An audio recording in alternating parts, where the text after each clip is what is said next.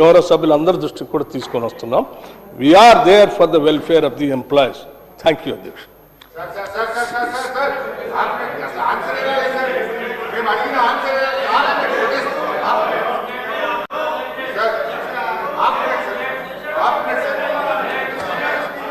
అధ్యక్ష, గౌరవనీయులు భట్టి గారు మేము అడిగిన ఏ ప్రశ్నకు కూడా సూటిగా సమాధానం చెప్పలేదు అధ్యక్ష.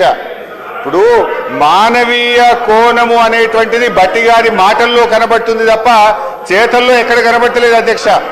అధ్యక్ష, మేము ఈరోజు సూటిగా 5 DAలు ఎప్పట్లోకి ఇస్తారు, PRC ఎప్పట్లోకి అమలు చేస్తారు, CPS ను ఎప్పట్లోకి అమలు చేస్తారని సూటిగా అడిగాం అధ్యక్ష. వారు ఎంతసేపు గత ప్రభుత్వం మీ గవర్నమెంట్ వచ్చి 2.5 ఏళ్ల తర్వాత కూడా ఇంకా గత ప్రభుత్వం మీదనే పడి ఏడుస్తారు అధ్యక్ష. అధ్యక్ష, మా ప్రభుత్వ హయాంలో 88,000 మంది ఉద్యోగులు రిటైర్ అయ్యారు. ఇయర్లీ కూడా లెక్క చెప్పమంటే చెప్తా. BRS 9 ఏళ్ల కాలంలో 88,000 మంది ఉద్యోగులు రిటైర్ అయితే వారందరికీ పెన్షన్ బెనిఫిట్లు మేము ఇచ్చాము. మీరు ఎప్పట్లోకి ఇస్తారో చెప్పండి. సో ఈ ప్రభుత్వం పెన్షన్ బెనిఫిట్లు రిటైర్డ్ ఉద్యోగులకు ఇవ్వడం పట్ల, PRC DA విషయంలో, CPS విషయంలో ఉద్యోగుల పట్ల మోసపూరిత వైఖరికి నిరసనగా BRS పార్టీ తరఫున తీవ్రమైన నిరసన తెలియజేస్తూ వాకౌట్ చేస్తున్నాం అధ్యక్ష. డిప్యూటీ సీఎం గారు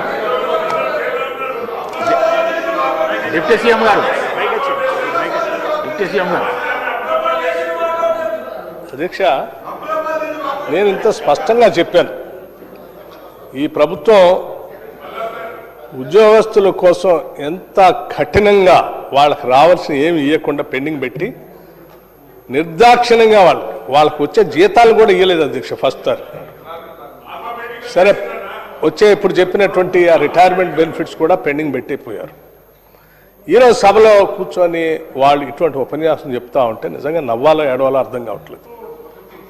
ఈ ప్రభుత్వం మానవీయ కోణం లేకపోతే వాళ్ళు పెట్టినటువంటి ఇబ్బందులకి, చేసిన ఆర్థిక విధ్వంసానికి మేము మొదట రాగానే ఉద్యోగస్తులు 1వ తారీఖు నాడు జీతాలు ఇవ్వాలన్నటువంటి ఆలోచన, ఎన్ని ఇబ్బందులున్నా వాళ్ళకి ఇంప్లిమెంట్ చేసే ప్రక్రియలో ఇంతవరకు ఎటువంటి సమస్య రాలేదు కదా అధ్యక్ష. ఫస్ట్ తారీఖు నాడు టంచన్గా వారి అకౌంట్లో డబ్బులు పడుతున్నాయి కదా అధ్యక్ష. హెల్త్ కార్డు గురించి ఇన్ని సంవత్సరాలు అడిగితే మీరు ఎందుకు చేయలేదు? నిజంగా మీకు మానవ కోణం ఉండి ఉద్యోగస్తుల గురించి ఏమాత్రం ఆలోచన చేయాలన్నా క్యాష్లో హెల్త్ కార్డు గురించి ఎందుకు ఆలోచన చేయలేదు? ఎందుకు చేయలేదు? మీరు ఏ ఒక్కరోజైనా ఆలోచన చేశారా? చేయలేదు కదా. అట్లాగే ఈ పెండింగ్ వాటికి సంబంధించి వాళ్ళు అడుగుతూ ఉన్నారు ఎప్పట్లోగా చేస్తారు. నేను చాలా స్పష్టంగా చెప్పాను అధ్యక్ష. వేతన సవరణ సంఘం నివేదికను సమర్పించిన తర్వాత కొత్త వేతన స్కేల్ అమలు కోసం ప్రభుత్వం ఆ వేతన సవరణ సంబంధించినటువంటి కమిషన్ ఇవ్వాల్సిన రిపోర్ట్ ఇంకా ఇవ్వలేదు. ఇచ్చిన తర్వాత చెప్తామనంటే మీరు చేయట్లేదు, వెళ్ళిపోతున్నామనంటే ఇది ఎట్లా ఉందంటే తొండికి ఏదో ఒకటి ఈ ప్రభుత్వం మీద ఏదో ఒక అబండాలు వేసి వెళ్ళిపోవాలనేటువంటి ఆలోచన తప్ప ప్రజల కోసం కానీ, ఉద్యోగస్తుల గురించి కానీ, రాష్ట్రం గురించి కానీ ఆలోచన చేద్దాం.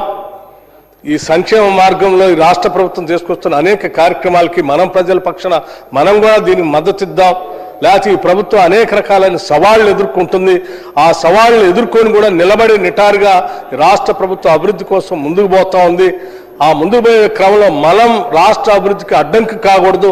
రాజకీయ విభేదాలు అనేక ఉన్నప్పుడు కూడా రాష్ట్ర అభివృద్ధి గురించి మాత్రం మనం అడ్డంకి అయ్యి రాష్ట్ర అభివృద్ధిని ఆపితే ప్రజలకు నష్టం జరుగుతున్నట్టు కనీస సోయి కూడా లేకుండా ఈ రకంగా మాట్లాడిపోవటం అనేది చాలా బాధాకరం అధ్యక్ష.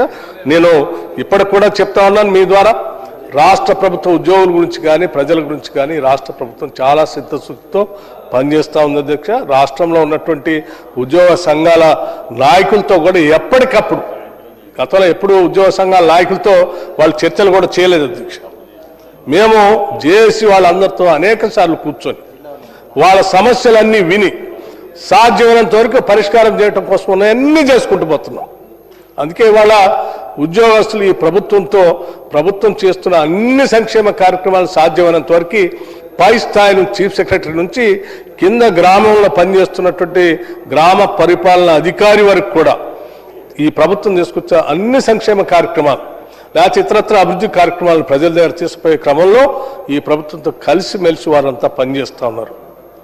మీలాగా ఆనాటి మీ ప్రభుత్వం మీద అనేక సార్లు వాళ్ళు సమ్మెలు చేసేటువంటి ప్రయత్నం చేశారు. లేకపోతే రకరకాలు భయపెట్టి వాళ్ళందరినీ కట్టడి చేసి స్వేచ్ఛ స్వాతంత్రం లేకుండా బంధించుంచారు. ఈరోజు వారికి కూడా మేము స్వేచ్ఛ ఇచ్చాం.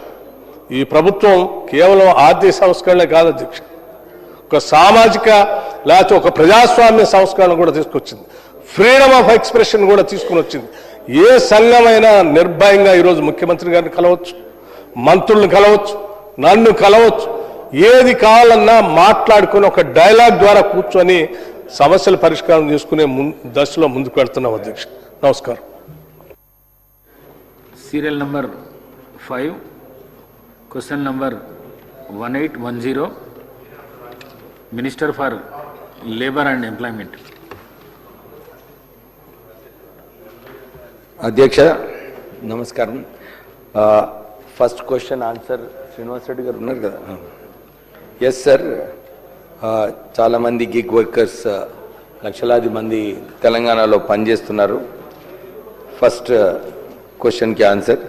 సెకండ్ క్వశ్చన్కి ఆన్సర్, గిగ్ వర్కర్స్ జనరలీ వాళ్ళందరూ కూడా డిజిటల్ ప్లాట్ఫామ్ అగ్రిగేటర్స్ ద్వారా వాళ్ళందరూ కూడా పనిచేస్తున్నారు. వీళ్ళందరినీ కూడా ఇండిపెండెంట్ సర్వీస్ ప్రొవైడర్స్గా వాళ్ళు పనిచేస్తున్నారు. వీళ్ళు ఎంప్లాయ్మెంట్లో లేరు గిగ్ ప్లాట్ఫామ్ వర్కర్స్. అందు గురించి వారికి provisions of minimum wages under the minimum wages act 1948, code on wages 2019 వీళ్ళకు డైరెక్ట్లీ అప్లికబుల్ కాదు అధ్యక్ష. Question number 3, government of Telangana already ఒక క్యాబినెట్ రెజల్యూషన్ నవంబర్లో పాస్ చేసినారు. గిగ్ వర్కర్స్కి సోషల్ సెక్యూరిటీ, వారికి బెనిఫిట్స్, వెల్ఫేర్ బెనిఫిట్స్ ఎట్లా ఇవ్వాలని చెప్పి నవంబర్లో ఒక క్యాబినెట్ రెజల్యూషన్ ఆల్రెడీ పాస్ అయింది. ఈరోజు కూడా గవర్నమెంట్ బిల్ ప్రవేశపెట్టడానికి క్యాబినెట్ రెజల్యూషన్ కూడా గిగ్ వర్కర్స్కి సంక్షేమానికి సోషల్ సెక్యూరిటీ బెనిఫిట్స్కి ఈరోజు చర్చించి క్యాబినెట్లో పాస్ చేయబోతున్నాం. Thank you. రెడ్డి గారు. ధన్యవాదాలు అధ్యక్ష. రాబోయే కాలంలో ఒక అతి ప్రధానమైన సమస్యగా మారుతున్న గిగ్ వర్కర్ సమస్య మీద మన ప్రభుత్వం మొదలే మేల్కొని వాళ్లకు సంబంధించిన అంశాలన్నిటి పట్ల కూలంకషంగా చర్చ చేసి చట్ట సవరణలు కూడా ప్రతిపాదిస్తున్నందుకు ప్రభుత్వానికి, గౌరవ మంత్రివర్యులకి హృదయపూర్వకమైన ధన్యవాదాలు తెలుపుతా ఉన్నాను అధ్యక్ష. ఈరోజు మారుతున్న టెక్నాలజీ మీ అందరికీ తెలుసు. ఆర్టిఫిషియల్ ఇంటెలిజెన్స్ ద్వారా ఈ సప్లై చైన్స్ను కూడా కంట్రోల్ చేసే ఒక వ్యవస్థను ఈ పెద్ద కార్పొరేట్ కంపెనీస్ తీసుకొస్తున్న సందర్భం.